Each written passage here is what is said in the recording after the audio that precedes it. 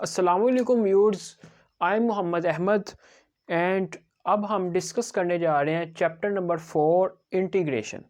तो chapter number 4 integration में start करने से पहले बेसिक जो कुछ चीज़ें हमारे इस चैप्टर में यूज़ होंगी इंटीग्रेशन के हवाले से उसको सबसे पहले मैं डिस्कस करता हूँ। तो देन फिर हम चैप्टर नंबर 4 एक्सरसाइज नंबर 4.1 की तरफ मूव ऑन होंगे। उससे पहले जैसे मैंने डेरिवेटिव में कुछ चीज़ें आपको बताई थी, इसी तरीके से इंटीग्रेशन में भी कुछ बेसिक कंसेप्ट्स हैं या बेसिक टूल्स हैं, वो सबसे पहले हम डिस्कस कर लेते हैं इंटीग्रेशन के। तो डियर स्टूडेंट्स, सबसे पहले इंटीग्रेशन का जो साइन होता है वो यूं करके हम यूज़ करते हैं। अब स्टूडेंट्स, अगर हमारे पास इंटीग्रेशन आ जाती है किसी ना किसी वेरिएबल की, जैसे हमारे पास एक्स आ गया, वेरिएबल और कांस्टेंट मैंने आपको प्रीवियस सब भी बता दिया है। एक इंटीग्रेशन आ जाती है वेरिएबल की, इसी तरीके से इंटीग्रेशन आ जाती है हमारे पास किसी भी कांस्टेंट वैल्यू की। स्टूडेंट्स याद रखिएगा, डेरिवेटिव को सॉल्व करके जो हमारे पास आंसर आता है वही आंसर पे हम अगर इंटीग्रेशन अप्लाई करते हैं आंसर पे तो हमारे पास रिपीट क्वेश्चंस आ जाएगा। मतलब आप ये कह सकते हैं कि डेरिवेटिव उल्टा इंटीग्रेशन का, इंटीग्रेशन उल्टा डेरिवेटिव का। तो इसे भी मैं प्रूव करके बताऊंगा आपको मैं क्या बात समझाना चाह रहा हूं। तो इसे मैं एज ए एग्जाम्पल के तौर पे भी आपको इंशाल्लाह भी इसको एक्सप्लेन करूंगा। तो स्टूडेंट्स, हमारे पास इस तरीके से क्वेश्चन आ जाता है। अब हमारे पास क्वेश्चन ये भी कंप्लीट नहीं हुआ, क्वेश्चन अभी और भी है। अगर हमारे पास इधर वेरिएबल एक्स है तो वेरिएबल एक्स के लिहाज से हमारे पास आगे डी एक्स भी मौजूद होगा। मतलब ये एक क्वेश्चन आता है इस तरीके से। इसी तरीके से हमारे पास वन है, इसका भी आगे हमारे पास एक्स डी एक्स मतलब मौजूद होगा। अब ये मेरे पास दो क्वेश्चन हैं, क्वेश्चन नंबर 1, क्वेश्चन नंबर 2। ये मैंने सपोज दो क्वेश्चन ले लिए, एक वेरिएबल वाला ले लिया क्वेश्चन, एक ले लिया मैंने कांस्टेंट वाला। तो स्टूडेंट्स, सबसे पहला जो क्वेश्चन है ना उसको हम कैसे सॉल्व करेंगे। एक्स है ना, एक्स की पावर होती है 1, मतलब जिसकी कोई पावर ना हो उसकी पावर होती है हमारे पास 1। आपने क्या करना है, पावर को निगलेक्ट कर देना है, पावर को छोड़ देना है। पावर को छोड़कर हमने आगे उस पावर को छोड़ के जो हमारे पास वैल्यू आएगी, हमारे पास अब पावर को छोड़ा, क्या बचा एक्स, तो हम उस x का लेते हैं डेरिवेटिव। क्या लेते हैं, डेरिवेटिव। तो अगर मैं x का डेरिवेटिव लेता हूं तो आपको पता है आंसर आ जाता है हमारे पास 1। ये आंसर आ गया। क्या मैंने बताया, फिर रिपीट कर रहा हूं, वेरिएबल के ऊपर कुछ भी पावर हो उसको आपने निगलेक्ट कर देना है। पावर निगलेक्ट करके देन आपने उस वेरिएबल का लेना है डेरिवेटिव। उस डेरिवेटिव का आंसर जो आएगा, इसका आंसर आया हमारे पास 1, तो आपने देखना है क्या क्वेश्चन के अंदर उस वेरिएबल के आगे उसका जो हमारे पास आंसर आया 1 वो मौजूद है। अगर मैं देखें,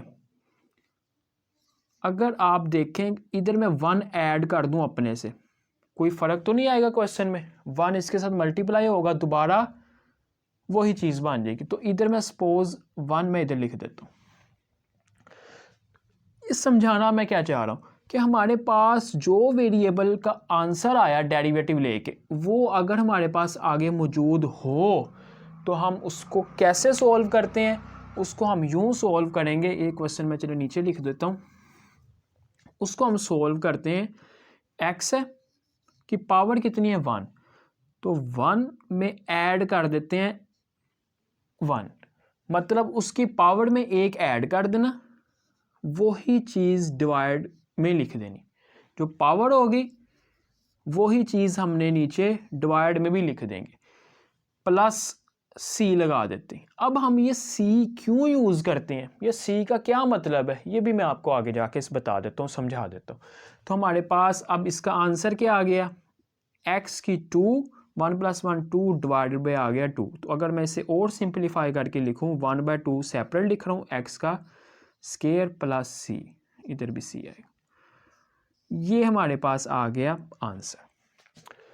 इसी तरीके से जैसे मैंने अब लिया था सेकंड क्वेश्चन, इधर मैं दोबारा लिख देता हूँ सेकंड क्वेश्चन को। सेकंड क्वेश्चन मैंने लिया था इंटीग्रेशन किसी भी कांस्टेंट वैल्यू की। तो याद रखें स्टूडेंट्स, डेरिवेटिव में कांस्टेंट का आंसर आता था 0।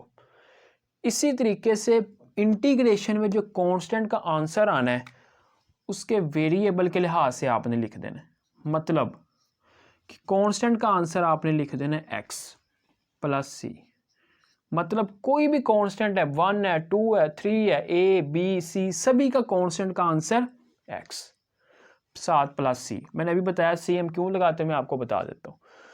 तो याद रखें, अब मैं इधर कह रहा हूँ कि वेरिएबल के लिहाज से आंसर लिखना। इसका क्या मतलब है? इसका मतलब ये है, अगर सपोज करें यहाँ पे होता डी वाई, क्या होता डी वाई, तो हमने फिर इधर x नहीं लिखना था, फिर हमने लिखना था y।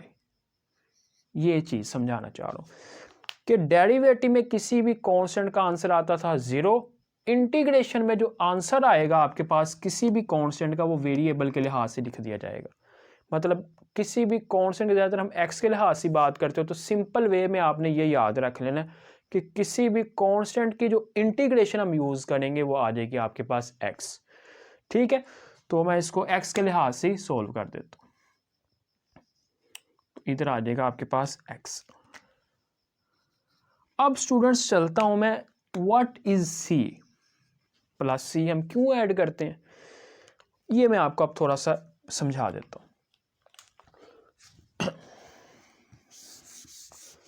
सबसे पहले ये आपने दो बातें अच्छे से याद रख लेनी।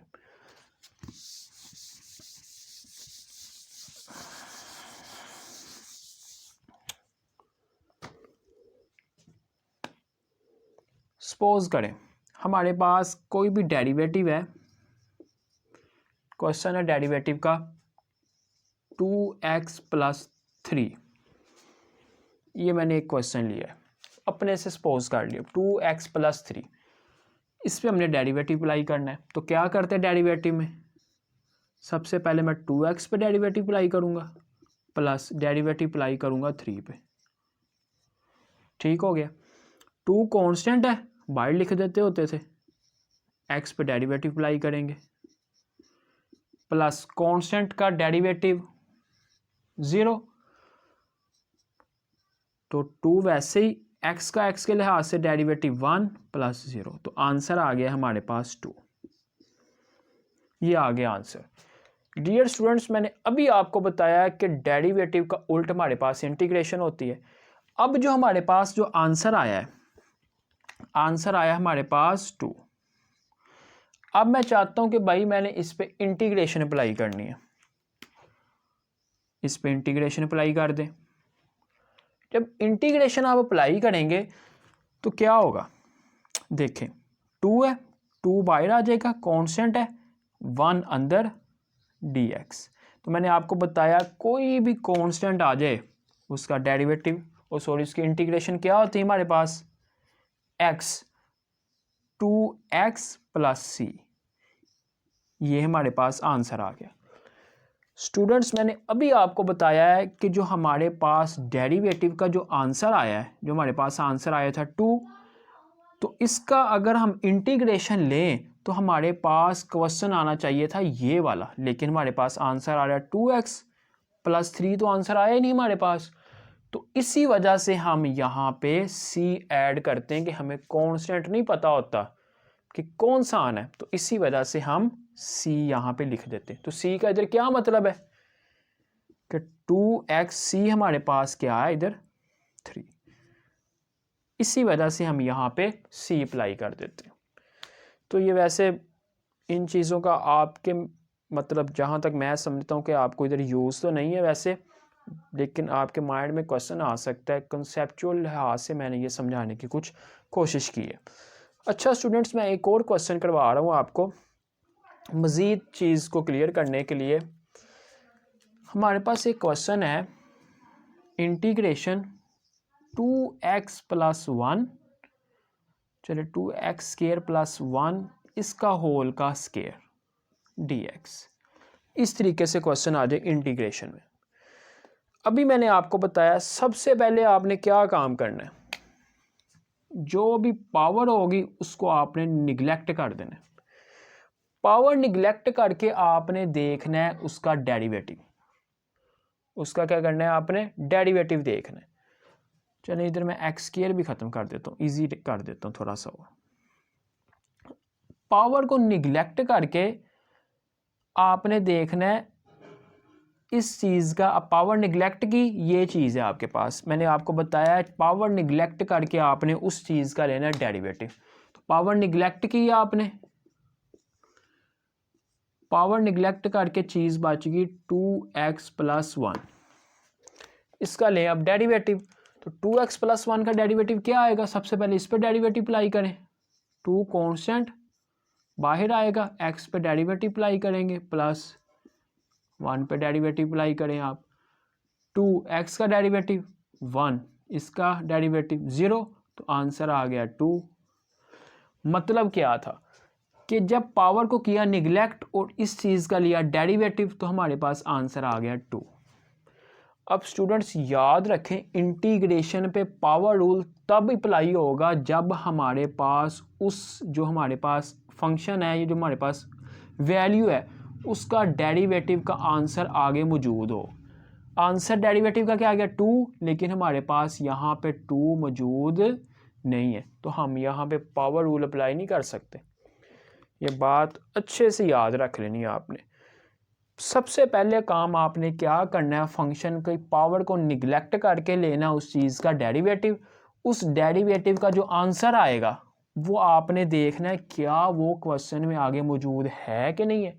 अगर तो मौजूद है तो आपने सिंपल उस पर पावर रूल अप्लाई कर देना। पावर रूल इंटीग्रेशन का क्या है, पावर में एक प्लस कर देना है, वही चीज़ आपने डिवाइड में लिख देनी है।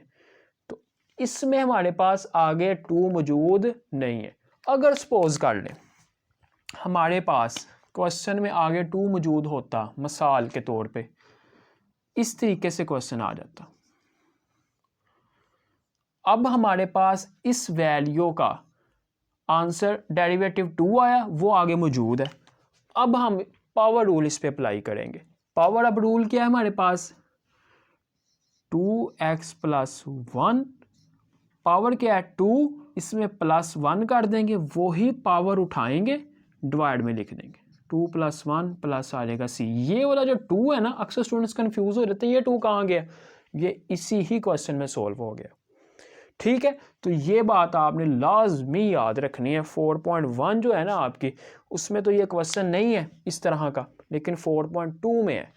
तो आपने 4.1 में ही ये वाली बेसिक चीज़ याद रखनी है। अब 4.1 में आपकी प्रैक्टिस हुई होगी अच्छे से इस मेथड से, तो 4.2 आपके लिए बिल्कुल ईजी हो जाएगी, वरना आप कंफ्यूज हो जाएंगे 4.1 में एंड 2 में। तो इस तरीके से आपने बिल्कुल ये वाली चीज़ आपने बिल्कुल अपने माइंड में नोट करके देन हम एक्सरसाइज की तरफ जाएंगे। इसीलिए ये लेक्चर देने का मतलब आपको ये था कि आप बेसिक इसको अच्छे से याद रख लें चीज़ों को। और 4.1 करने के लिए फिर मैं आपको साथ साथ वो थोड़ा सा मेंशन भी करता जाऊंगा कि आपने ये चीज़ बिल्कुल नहीं भूलनी, क्योंकि 4.2 में यूज़ हो गई तो फिर आपके लिए मसला होगा, मुश्किल होगी आपके लिए। तो अब क्या, इसको मैं आगे सॉल्व करता हूँ। 2x + 1 की पावर 3, 2 + 1 3 + c, ये हमारे पास आंसर आ गया। तो स्टूडेंट्स ये हमारे पास ज़्यादातर इसमें पावर रूल ही यूज़ होगा 4.1 में, 2 में एंड सोन। हम आगे इंशाल्लाह 4 चैप्टर भी कंप्लीट करेंगे। अब मुझे दीजिए इजाज़त, इंशाल्लाह अब हम 4.1 की तरफ चलते हैं। तब तक अल्लाह हाफिज़।